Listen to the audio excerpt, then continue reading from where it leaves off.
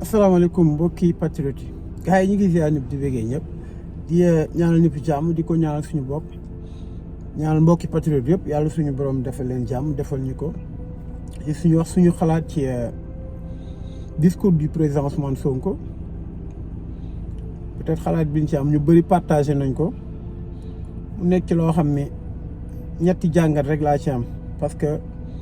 pro li mu wax yëpp ñett la. bu njëkk bi mooy yeewu askan bi maanaam les coalitions bi ci topp mooy Pastef ak ni ñu war a def bi ci topp mooy nan la ñu war a taxawee waaye ñaari njëkk yi amul solo pour man su fekkee troisième point bi maanaam li Macky Sall bëgg a def daf ko réussir gars yi président Ousmane Sonko wàccoo naa ñun parce que su fekkee lépp loo xam ni leader njiit mi ngi ko war a def pour jiital ses troupes xamal leen li nekk ci ñoom xamal leen li nekk sa dëkk xamal leen li leen téye xamal leen li nga xam ni moom la ñu war a def pour jàll parce que dañu nekk benn étape boo xam ni c'est vraiment très important des fois quand je parle am na ñu may message ne ma c'est un peu arrogant mais c'est pas arrogant. Il faut dire les choses telles comme ça nous sommes tous des jeunes suñuy waxtaan nañu waxtaan ci ñi ko war a dégg ko pas que ñuy centrer suñu waxtaan à la manière de parler c'est certes c'est très important mais ne braquons pas notre esprit par rapport à ça su fekkee yow askan bi coalition bi macha allah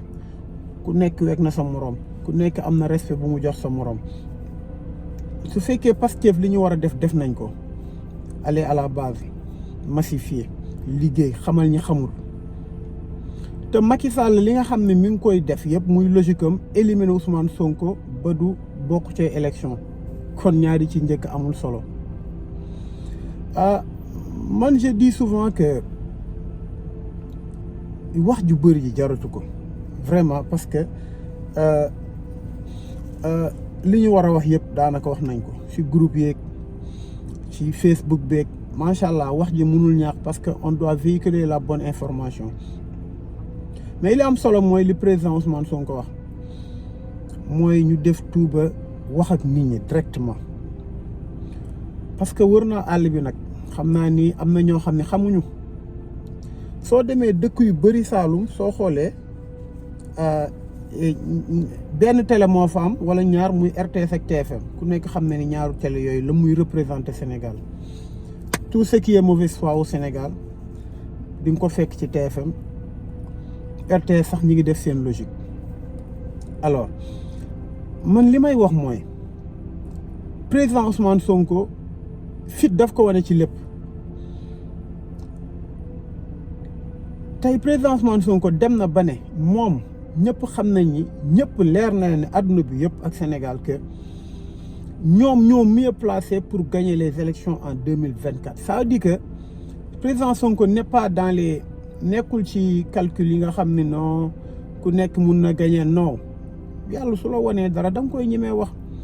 tu n'offenses personne ñi mu àndal leader yi xam nañ ni kii c'est l'homme à soutenir loolu c'est la vérité. Deuxièmement bi mooy président Ousmane Sonko wax dëgg yàlla su demee bay répété ni nañu pare. nañu takku à chaque fois da koy répéter ça dit que ñun on s'est pas très bien mobilisé pareeguñu man comme si président Ousmane Sonko dafa dem ba dëgg yàlla am un doute par rapport à la capacité aux Sénégalais à s'impliquer à se mobiliser pour teg seen bakkan xam nga tey heure bu président Ousmane Sonko waxee ba pare le constat est général. da ngay gis ay vidéo un peu partout ku nekk di wane son degré de concentration par rapport ak président Ousmane Sonko li muy wax day nekk ci côté da ngay gis koo xam ne day jël filmé wu teg benn télé di wane ne mi ngi seetaan macha allah c'est bien beau di gis koo xam ne day taxaw teg ordinateur am ñëpp nekk seen téléphone mais degré de concentration baax na mais c'est encore mieux une capacité à s'impliquer maanaam loo concentré wu téléphone bi mu jaral la suba nga jug jàkkaarloo Macky Sall maanaam degré d'engagement boo xam ni dalay jaral lii ñu nekk nii ñu teg ci suñu bakkan. Man je me dis que quand je parle de patriotes des fois lâches, le mot est trop dur peut-être, mais ça s'applique à moi. Parce que man su fekkee François Mancabou moom moo ma gën a gore rek je suis un lâche. Parce que tey François Mancabou bokkul Pastef. François Mancabou c'est pas un militant de Pastef, c'est pas un sympathisant, ce n'est même pas un politicien. C'était seulement un garde rapproché. ñu jàpp ko ne ko signal PV bi ni Ousmane Sonko moom moo ma liggéeyloo mu ne du ma ko wax ñu torturer ko ba mu dee.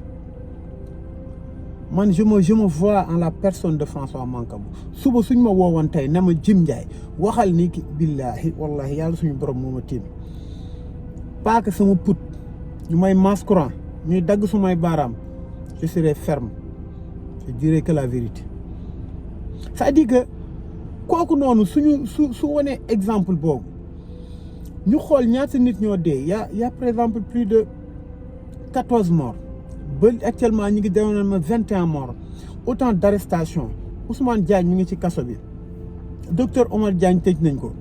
Déthié Fall tëj nañ ko. Y a tellement de détenus politiques yi nga xam ne ñun ñu nekk ci biti on se glorifie de notre capacité à nous concentrer sur les dires de Ousmane Sonko. C'est bien beau parce que président Ousmane Sonko lu mu wax rek waxoon na ko, day fàttali rek. Kon li ci des du ay concentré wu du wax ju bëri, li ci des mooy ñu pare parce que lenn moo am ba am luñ leen wax leneen dañ lay nax. Jàkkaarloog Macky Sall suñu woowee ci xare ñu xareek moom ba mu reculer ba jëlee ko fu mu nekk, parce que loolu mooy dëgg. Parce que tey gis nga li gën a yées ci Sénégal baal ma ko bëri li gën a yées ci Sénégal li gën a yées ci Sénégal, la plus grande honte que le Sénégal a eu à passer mooy jour bi ñu ñëwee Ousmane Sonko di wuyu ji gars yi def tout un tollé pour mën ko jàpp. Il faut que ñuy xool vidéo boobu pour nous rappeler, nañ ko seetaan pour xam ñii nan la ñu wàccee maanaam gouvernement Macky Sall ak moom. Ousmane Sonko wàcc na ci otoom, Ousmane Sonko en ce moment wàcc na ci otoom, gis ngeen chef de protocole boobu nekk ci ginnaaw moom Ousmane Sonko wàcc na ci otoom en présence de ses avocats mais également en présence de la GIGN. Ousmane Sonko ngi noonu wàcc na ci otoom, avocat certes kii di maître Bamba Cissé mi ngi fi, waaye gis nañ également maître Bathily, waaye également fii ñuy waxee ak yéen nii gis nañu ki nga xamante ne moo di président Ousmane Sonko mu mel ni bu am lu muy lijjanti ci otoom. Gis ngeen ko noonee sa gën a kan lay waxal, lan lay wax, nous ne savons pas. Day dem wala demul, nous ne savons pas, mais du ñàkk di ngeen ci am lu leer léegi parce que président Ousmane Sonko wàcc na otoom. fi mu wax ak yéen nii mi ngi wax ak ñi nga xamante ne ñoom ñooy waa GIGN. président Ousmane Sonko wàcc na, ma ngay dox di dem moom président Ousmane Sonko. fan la jëm kenn xamul, est-ce que day dem wuyu ji kenn xamul. Ousmane ma nga noonu di dem moom président Ousmane Sonko. changé na oto, dugg na ci beneen oto, benn Mitsubishi bu weex, moom la président Ousmane Sonko dugg. fan lañ ko jëmee kenn xamul, mais ce qui est clair mooy changé na oto. est-ce que day dem directement tribunal, est-ce que këram la jëm, qu'est-ce qui est à l'origine de tout ça, nous ne savons pas. mais Ousmane Sonko ma nga noonu daal changé na oto bi mu dugg oto waa GIGN la, oto bi mu dugg oto waa nguur gi la. lan lañ koy def, fan lañ ko jëmee ñun xamuñu, waaye Ousmane Sonko wàcc na ci oto bi nga xamante ne moom la duggoon pour dugg ci beneen oto bi nga xamante ne ñu ngi waa GIGN ñoom ñoo ko indi.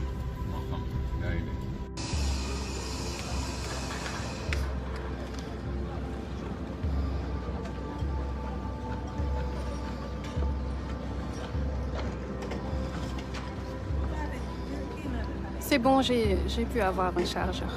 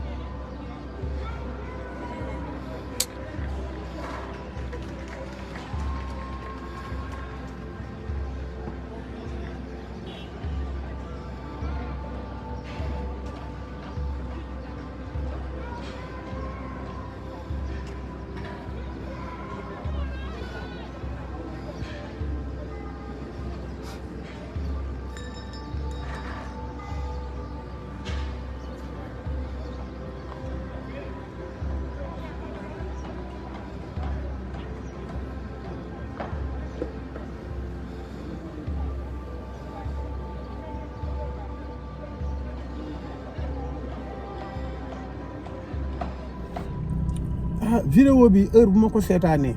da ngay xam ne ñii amuñu benn décence ñi Sénégal ñoru leen parce que li may wax rek laay waxaat Macky Sall ñett képp a ko topp ki xamul ki nga xam ne intérêt rek moo ci nekk ak ki nga xam ni maanaam amul ndimbalu yàlla parce que Ousmane Sonko soo ko bañee rek war nga xoolaat sa bopp deful waxul jub la wane bëgg réewam ak fit loolu dafa war a nekk si ñun ça doit nous transcender. Ces temps-ci on a beaucoup parlé de coalition mais président Ousmane Sonko il a beaucoup insisté nous les jeunes de Pastef nañu impliqué wu dans le travail loolu kese moo fi des nañu dem fépp fu ñu mën a def président Sonko fu mu jaaree gauche nañ jaar droite parce que mënul dem fépp le temps ne lui permettra pas ça ñun ñi nga xam ne am na ñu xam am na ñuy déglu même su dee ñetti nit nañu dugg ci gox-goxaat yi fi mu gën a reculer ci Sénégal gannaaw Kédougou sax frontière Mali Sénégal nañ fa dem Toulikoro sax garaaw fu mu mën a dem nañ fa dem te dinañ ko def incha allah lu ñu mën dinañ ko def mais li nga xam ne moo ci gën a important te lu ñu massifier lu ñu jël génn suñu xaalis lu ñu jël préserver cohésion coalition bi te Macky Sall am fitu ñëw ne Ousmane Sonko du bokk ci élection loolu yëpp du am solo c'est peine perdue. Alors gis nga nit góor yàlla muy nit koo xam ne yàlla daf la bind da nga war a am principe da nga war a am un plan mais da nga war a am des limites et une ligne rouge bi ñun ñëpp nañ ko jàppandoo. Macky Sall su poussé élection présidentielle yi nañu jàkkaarloog moom Macky Sall su ne day doon candidat nañu jaral suñu bakkan yi man de suma bakkan bi laa ci teg. Ne ferons jamais l'erreur et j'interpelle le président Ousmane Sonko et tous les leaders bu ñu mus a def erreur bi nga xam ni moo naan nañ bàyyi Macky Sall dem élection Macky Sall nañ ko wan ni stratégie bi mu teg xam nañ lépp mais nañ ko wan ni on n'est pas dans ces calculs la ligne rouge mooy si les candidats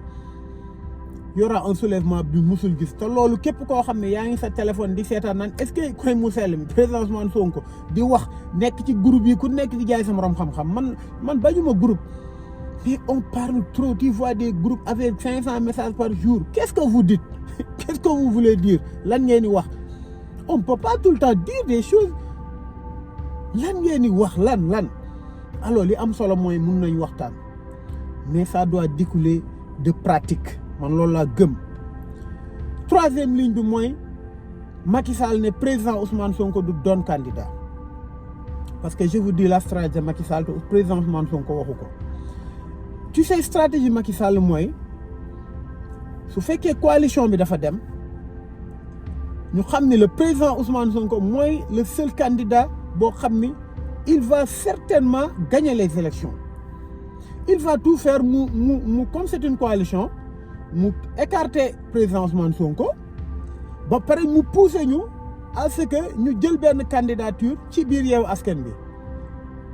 mu joxe droit civique am Khalifa Sall ak ñoom seen pour que suñu demee ba affaire bi kii ñu ne ok graaw nañ soutenir Khalifa Sall wala Barth Macky Sall loolu sax moo ko gënal au cas où Khalifa Sall dem day am loo xam ni day am benn les gens day diminuer seen ardeur parce que wax dëgg yàlla Khalifa Sall c'est un leader que je respecte mais personne n'est le président Ousmane Sonko. Alors ligne rouge bi si la bokk Macky Sall ne Ousmane Sonko du bokk au moment mu wax ko ku nekk fi nga nekk sa kër da nga war a génn ci mbedd taxaw pare mais loolu rek moo fi am parce que on demande pas à Macky Sall ce qu'il n'a pas on lui demande seulement li nga xam ni moom moo ko teg li nga xam ni daf ko fi fekk organiser des élections jeexal na lu mu jaral Macky Sall ak ñi nga xam ne ñoo ko wër nañ ko jaral teg ci suñu bakkan man François Mancabou du ma gën a gore Mamadou Seck du ma gën a gore ñi ñu jàpp duñu gën a gore ñëpp ñoo xam ni ñi ngi ci nekk ay martyr dee seen bakkan tegu ci ñun yàlla dimbali ñu ba ñu am wér ak tan pour wax bu suñu alal bu mu ko fekkee suñu temps bu mu ko fekkee suñu yaram yi bu mu ko fekkee suñu intégrité suñu liberté bu mu ko fekkee nañ ñu privé lépp lu ñu bëgg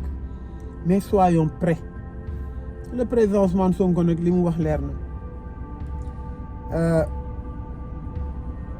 nee na leen rek moo fi des ñu takku te su demee ba ñuy fàttali loolu saa su nekk ça veut dire que suñu takku des na suñu takk bu dëgër soo ko séenee xam ko ñun patriotes yi wax dëgg yàlla ñoo war a xoolaat suñu bopp loo wax nag ñu ne la non pourtant mars saa waay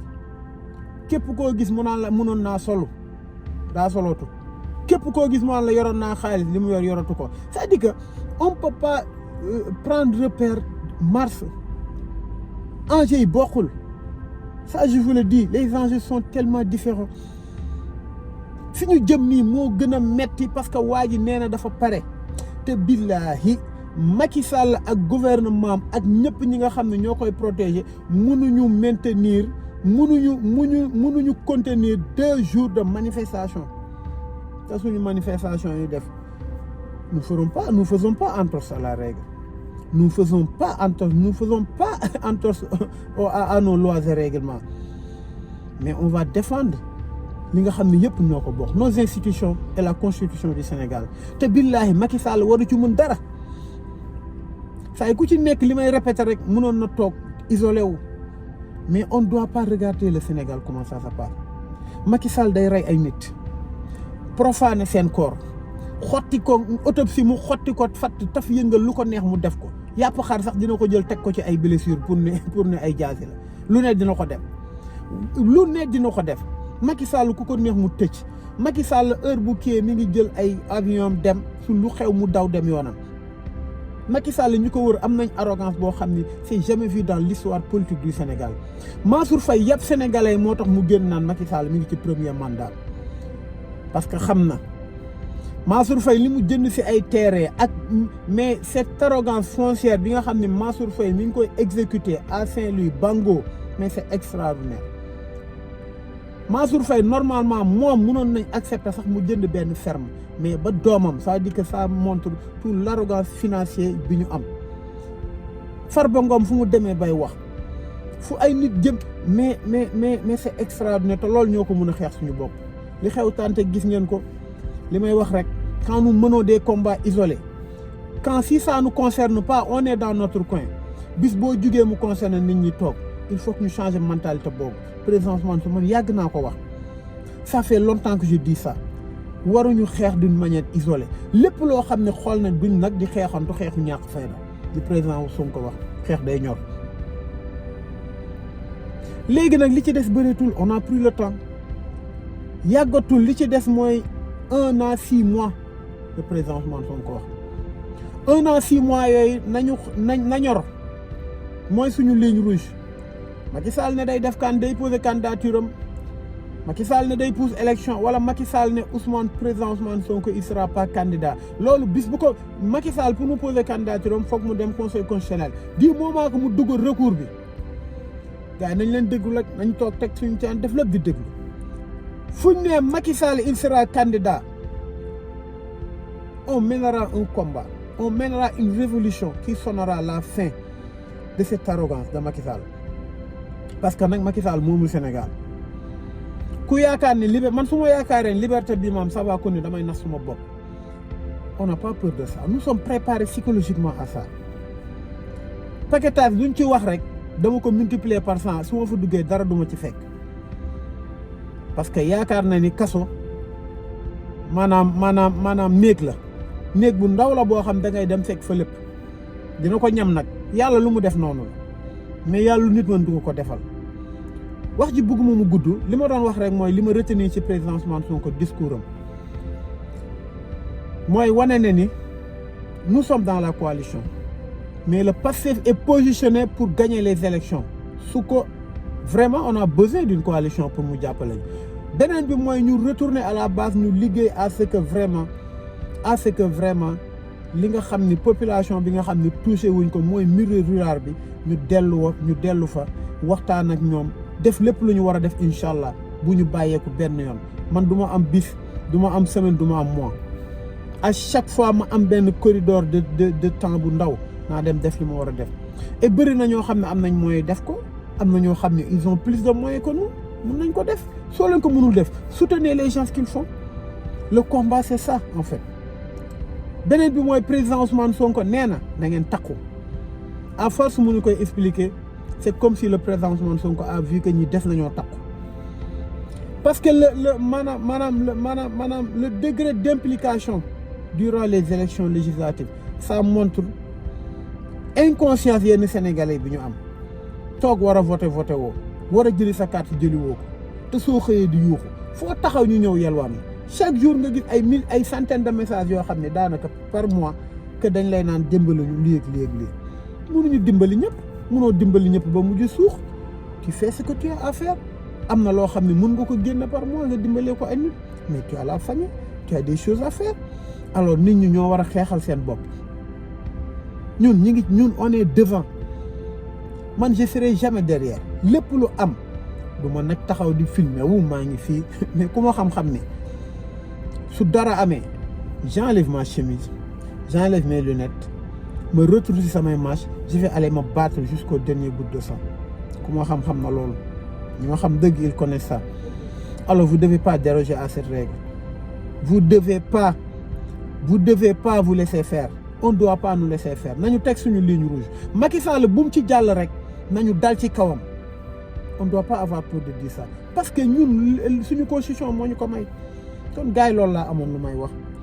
di ñaanal le président Ousmane Sonko yàlla suñu borom gën ko taxawu parce que wax dëgg yàlla dimension dootul Sénégal mais Afrique la président Ousmane Sonko bis bu doonee président xool leen Ziguinchor soxlawu fa salaire il use de son temps lu ne mu def ko fu ne mu dugg fa mi ngi changé loo xam avec les maigres moyens soo gisee ni ñuy liggéey rek nga xam ne ñi amuñu moyen bëri mais volonté bi mi ngi noonu kooku su yoree budget Sénégal nu Sénégal di mel gars yi mënoo leen xam ñun ñi génn mënoo leen xam Sénégal potentiel bu ñu am soo koy wax nit sax danaan la kii day wax rek soo koy wax nit danaan la kii day wax nag léegi nag sama troisième point mooy les leaders nga xam ne ay député lañ nekk biir Yewwi Askan Wi am nañ benn avantage bu ñu am su fekkee nous avons dans Yewwi Askan Wi 50 et quelques députés macha allah ku ci nekk am na oto am na carburant bu doy am na salaire kenn laajuloo sa salaire mais sa carburant na nga ko liggéey na nga ko utiliser pour Yewwi Askan gën a dox parce que Yewwi Askan bi mu dox mooy njariñu askan bi am na côté boo xam ne peut-être suñuy dépense dina wàññeeku de 25%. am nañ carburant am nañ lii am nañ lële ngeen am seen ginnaaw ñoo xam ni c'est des experts ay experts fiscal mu nekk ay experts yoo xam ne xam nañ mbirum législature kon yàlla dañuy ñaan yàlla suñu borom wax dëgg yàlla dimbali ñu ba lii ñu dëgmal ñu dem ci yàlla nag doo defal loo mun loolu laay wax. troisième point bi mooy le cumul de mandat le cumul de fonction man yooyu musuma ci wax xam nga lu tax li ñuy wax maa ngi dégg Abass Fall di ko wax nee na ku nekk il faut choisir entre maire et député loolu amul fenn mun nga nekk maire député su fekkee yéen a ko wax man je vois mal un Barthélémy Dias choisir entre maire bi ak kii bi Barthélémy Dias mun na gérer maire bi gérer kii parce que on a besoin d'un Barthélémy Dias pour être député et maire on a besoin d'un Birame Souleye Diop pour être député et maire on aurait besoin d'un mu nekk député et maire mais ñëpp ñi nekk député et maire ñi nga xam ne ñëpp gis naa leen ñu nekk ay leader mun nañ gérer ces deux fonctions du leen yàqal parce que nag législature Sénégal bëriwul liggéey alors n'entrons pas dans ça le combat est presque terminé mais li ci kii mooy ci ñi nga xam ne ñoo des ci combat bi rek muy ñi les sympathisants ñi nga xam ne ñoo wër mun nañ wax gaa jàmbaar lañ mun nañ cotiser mais seen bakkan bi foog ñu pare ko tegg ko dindi chemise yi retrousser les manches ñu teg ay lignes rouges yoo xam ne Macky Sall su ko jéggee y aura une révolution gars yi ñu ngi ziar ñëpp ci béggee ñëpp di ñaanal ñëpp jàmm di ko ñaanal sama bopp di ko vraiment di ñaanal président Sonko di wax ñëpp nañ ko gën a ñaanal li mu war a def yëpp def na ko il a fait tout pour am ay pour jox ñoo xam ne xalaatuñu woon doon ay maire mu def leen ay maire ñoo xam ne xalaatuñu woon ay député moom ak ndimbalu yàlla suñu borom ak leader yi ko jàppale mu def leen ay député mu wër Sénégal yëpp ku ci nekk gis campagne bi mu def kon nañ ko gën a jàppale. Ne ménageons aucun effort man quand il s'agit de soutenir le projet Pastef je compte pas à spend man du ma compter kon ñi ngi ziar ñëpp ci bëggee ñëpp su kàddu yi kii maa ngi ciy jéggalu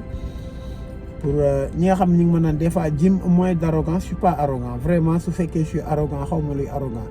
am na ñu ma ne la moo tax ngay takk verre léegi dañ ma kaa prescrire parce que sama temps d'écran c'est trop élevé presque 16 heures de plus par jour damay nekk ci écran sur l'ordinateur du téléphone et sama bët yi dafa dem ba commencé suma yewoo muy jooy tuuti voilà un peu de sinon sama système oculaire day dëgg yàlla day déréglé loolu lekk a tax ça me dérange beaucoup les lunettes j'aime pas trop mais bon j'ai pas de à chaque fois ma nekk ci téléphone je dois les porter gars yi ñu ngi ziar ñëpp ci bëggee ñëpp ba sala